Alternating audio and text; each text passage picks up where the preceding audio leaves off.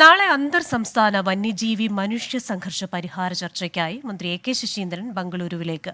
നാളെ നടക്കുന്ന യോഗം കേരളത്തിന് നിർണായകമെന്ന് മന്ത്രി എ കെ ശശീന്ദ്രൻ 24-നോട് പറഞ്ഞു. ഈ വിഷയം സംബന്ധിച്ച ഒരു ഇന്റർനാഷണൽ സെമിനാർ നടത്തി ഇപ്പോൾ ജനങ്ങൾ ബുദ്ധിമുട്ടുന്ന മനുഷ്യ വന്യമൃഗ സംഘർഷത്തിൻ്റെ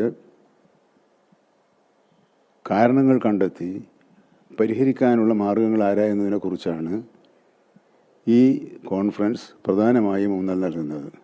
പരസ്പരം വിവരങ്ങൾ കൈമാറി പരിഹാരമാർഗങ്ങൾ നിർദ്ദേശിച്ചുകൊണ്ടുള്ള ഒരു പദ്ധതി, ഒരു പ്രഖ്യാപനം ഈ കോൺഫറൻസിൻ്റെ ഭാഗമായി ഉണ്ടാകുമെന്നാണ് ഞാൻ പ്രതീക്ഷിക്കുന്നത്.